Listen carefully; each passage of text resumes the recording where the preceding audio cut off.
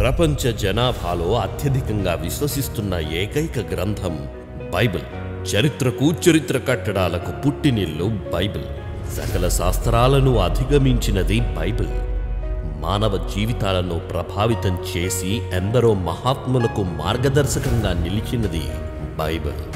భూత, వర్తమాన, భవిష్యత్ కాలాలను తెలిపేది బైబిల్.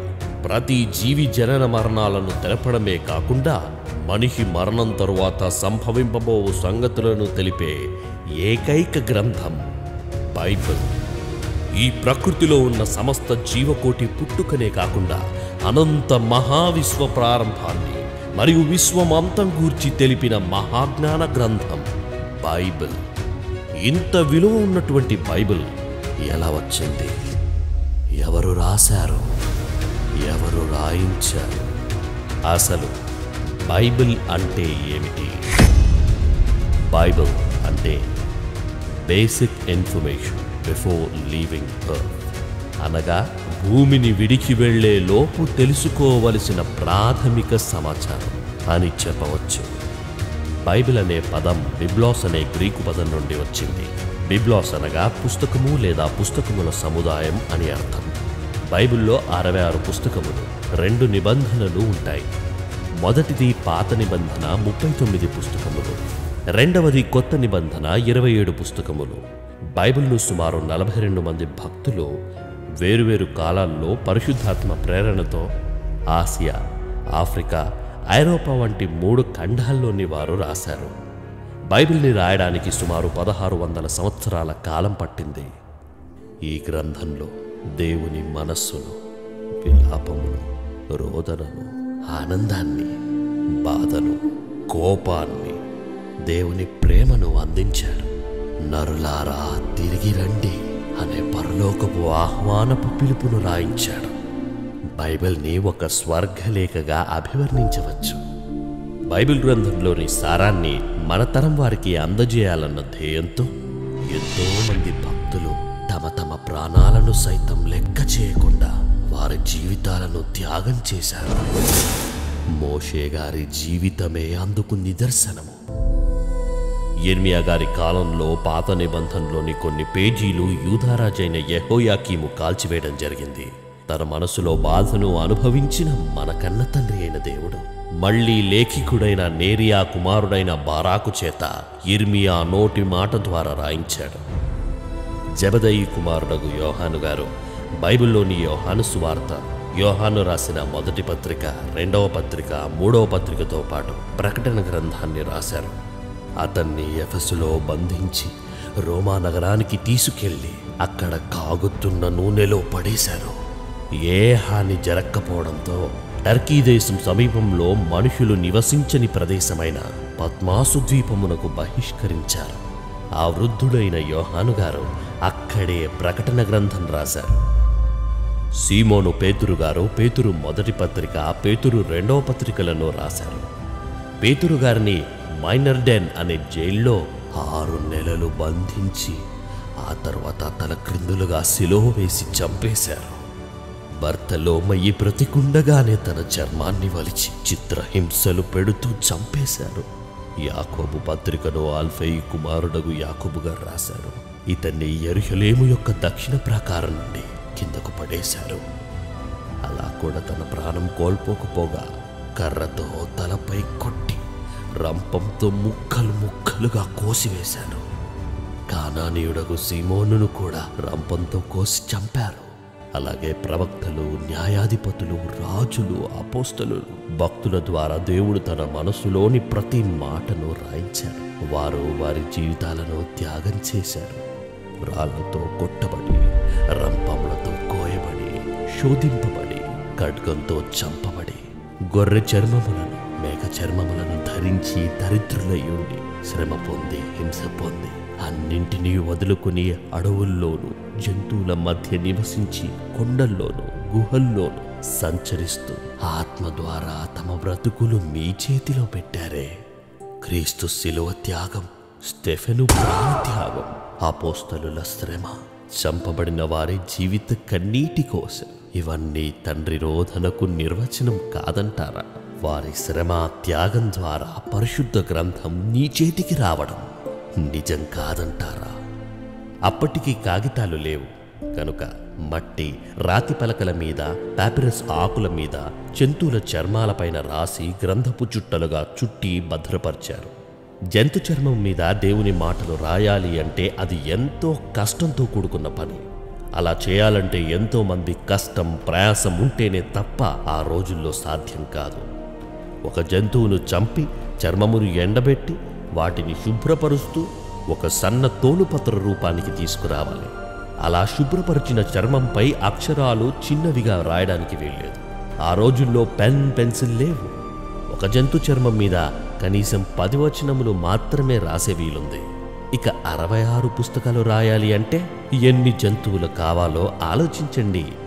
ఎందరో ఈ పరిశుద్ధ గ్రంథాన్ని మట్టుపెట్టాలనుకున్నా ఈ గ్రంథం తన పిల్లలమైన మన దగ్గరకు రావడం కోసం, ఆ తండ్రి ఇష్టం, ప్రేమ, తన మనస్సు నీవు నేను తెలుసుకోవడం కోసం కొండల్లో, గుహల్లో, మట్టి ముద్దల్లో భద్రపరిచి శత్రువుల చేత పడకుండా ప్రణాళికలు సిద్ధం చేశాడు మన తండ్రి అయిన దేవుడు. బైబిల్ ప్రతులు మృత సముద్రం దగ్గర ఉన్న కుమ్రాన్ గుహల్లో దొరికాయి.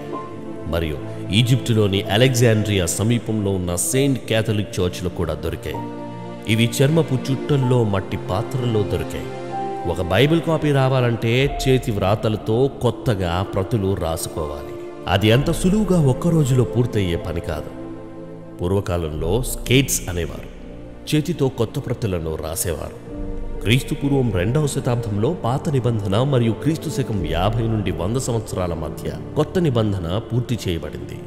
క్రీస్తు శకం 383లో జెరోమ్ అనే భక్తుడు బైబిల్ని లాటిన్ భాషలోకి మొట్టమొదటిసారిగా అనువదించారు. ఆ తరువాత క్యాప్టిక్, సిరియా లాంటి భాషల్లో కూడా అనువదించారు. క్రీస్తు శకం 1384లో జాన్ విక్లిఫ్ మొట్టమొదటిసారిగా బైబిల్ని ఇంగ్లీష్లోనికి చేతి వ్రాత ద్వారా అనువదించారు. ఈ పనికి గర్వపడాల్సినది పోయి ఆయనను బంధించి బ్రతికుండగానే కాల్చివేశారు. అలా సజీవ దహనం చేసి ఆ బూడిదను, ఎముకలను సముద్రంలో పడవేశారు. క్రీస్తు శకం 1400 సంవత్సరంలో జాన్ గ్యూటెన్బర్గ్ ఒక కారణ జన్ముడిగా పుట్టి కదిలే అచ్చు యంత్రాన్ని క్రీస్తు శకం 1450 సంవత్సరంలో కనుగొన్నాడు. ముద్రణ యంత్రం కనుగొన్న తర్వాత ముద్రించిన వాటిల్లో మొట్టమొదటి గ్రంథం పరిశుద్ధ గ్రంథమైన బైబిల్. క్రీస్తు శకం 1522 సంవత్సరంలో మార్టిన్ లూథర్ బైబిల్ని జర్మనీ భాషలోకి అనువదించారు. క్రీస్తు శకం 1526 సంవత్సరంలో విలియం టిండేల్ కొత్త నిబంధనను ఇంగ్లీష్లోనికి అనువదించారు. అప్పటికి ఉన్న రాజు కింగ్ హెన్రీ VIII ముద్రించడానికి అనుమతి ఇవ్వకపోవడంతో జర్మనీకి వెళ్ళి అక్కడ ముద్రించి రహస్యంగా ఇంగ్లాండ్కు ఎగుమతి చేశారు. అలా చేసినందుకు అతన్ని క్రీస్తు శకం 1536లో బ్రతికి ఉండగానే కొలిమిలో సజీవ దహనం చేశారు. ఆ రోజుల్లో బైబిల్ను ఎవరూ ఇంట్లో పెట్టుకోకూడదు. ఒకవేళ రహస్యంగా పెట్టుకుంటే శిక్షార్హులుగా రాజు ప్రకటించారు. సామాన్యులకు అందని ద్రాక్షగానే మిగిలిపోయింది బైబిల్. టిండేల్ అగ్నిలో చనిపోయే ముందు Lord, open the King of England's eyes. ఓ ప్రభువా, ఇంగ్లాండ్ రాజు యొక్క కళ్ళు తెరిపించుము అని ప్రార్థించారు. ఆ తరువాతి సంవత్సరంలోనే జాన్ రాజర్స్ అనే వ్యక్తి కింగ్ హెన్రీ VIII అనుమతితో అధికారికంగా బైబిల్ని ఇంగ్లాండ్లోనికి ముద్రించడం జరిగింది.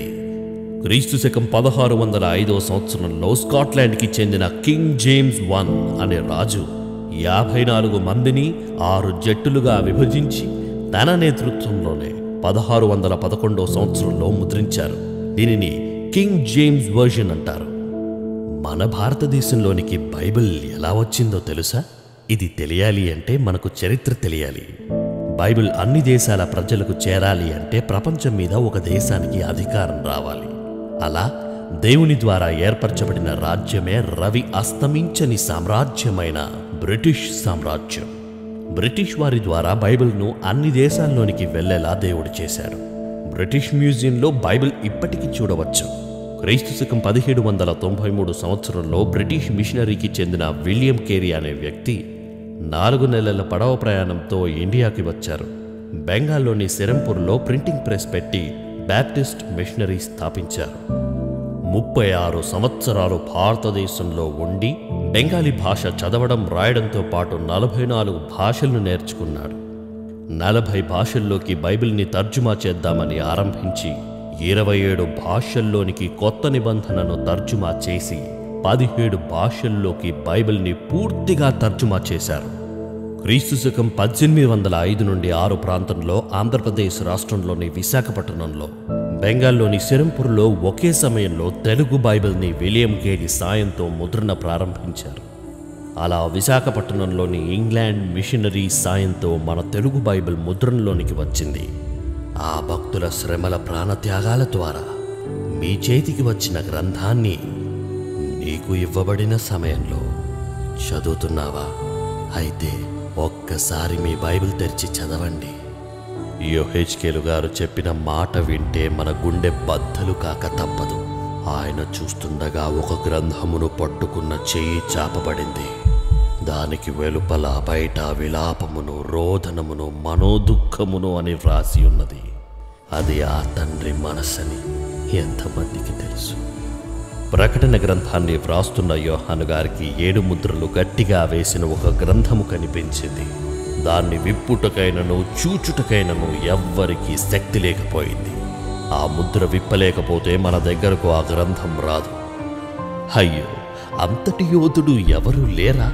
ఆ ముద్ర విప్పే నాదుడు ఎవరు లేరా అని యోహాను గారు బాగా ఏడ్చారు.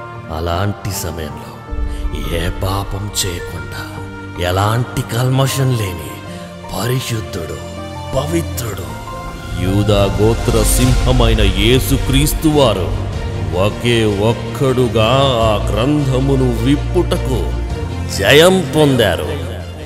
అంతటి పవిత్రమైన పరిశుద్ధమైన గ్రంథము నీ చేతికి వస్తే నీవు ఏం చేస్తున్నావు? ఆరాధన సమయంలో కవర్ ఓపెన్ చేసి ఆరాధన అవ్వగానే కవర్ వేస్తున్నావా? ఆదివారం ఆరాధన అవ్వగానే బైబిల్ని ఇంట్లో ర్యాక్లో ఎక్కడో పెట్టేసి మర్చిపోతారు. మళ్ళీ ఆదివారం వరకు అది దుమ్ము పట్టిపోవాల్సిందే. ఆదివారం రోజున బైబిల్ని ర్యాక్లో నుండి తీసి అని ఊదాల్సిందే. రోగాలు వస్తే బైబిల్ తీసి ఒక అధ్యాయం చదివి మళ్ళీ ఎక్కడో వదిలేస్తారు. బైబిల్ పక్కనుంటే చావు దయ్యం రెండూ రావని పక్కన పెట్టుకుని పడుకుంటారు. నిద్ర రాకపోతే తలకు దిండుగా బైబిల్ మారింది. బైబిల్లోని మాటలను తలలో పెట్టుకుని బ్రతకమన్నాడే కానీ తల కింద పెట్టుకుని పడుకోమని చెప్పలేదు. ఎందరో పరిశుద్ధుల బ్రతుకు త్యాగాల ఫలితమే ఈరోజు నీ చేతిలో, నా చేతిలో ఉన్న బైబిల్. ఇది తెలియని వారు, తెలిసిన అర్థం చేసుకొని చెడ్డతరం వారు, మూర్ఖులు, దుర్మార్గులైన వారు బైబిల్ని బాత్రూంలో పడవేశారు. బాత్రూంలో పడవేసి వారి దుర్మార్గతను చాటుకున్నారు. ఇంకా కొంతమంది మతోన్మాదులు బైబిల్ని కాల్చేయడం చేస్తున్నారు. అగ్రరాజ్యంగా పిలువబడుతున్న అమెరికా, కాలిఫోర్నియాలో బైబిల్ని నిషేధించాలి అన్న చట్టాలను చేయాలి అనుకున్నారు. కానీ ఇవన్నీ చూసి తట్టుకోలేని ప్రకృతి ఉగ్రరూపాన్ని వారు రుచి చూడక తప్పలేదు. ఎన్ని దుర్మార్గపు పనులు చేసినా దేవుడు ఏం చేయని వాడిగా కనిపిస్తున్నాడు అనుకుంటున్నారా? దేవుడు ఇంకా అవకాశం ఇస్తున్నాడు నీవు మారాలని. ఎందుకంటే దేవుడు ప్రేమామయుడు కాబట్టి.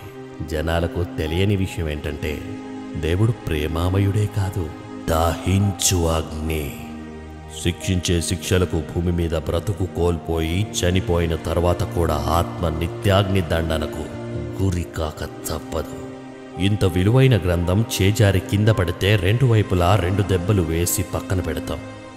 అదే 100 రూపాయల నోటు కింద పడితే కళ్ళకద్దుకొని జేబులు పెడతాం. ఎవడును 2 యజమానులకు దాసుడుగా ఉండనేరడు అని దేవుడు చెప్పిన మాటలు గుర్తు రాలేదా?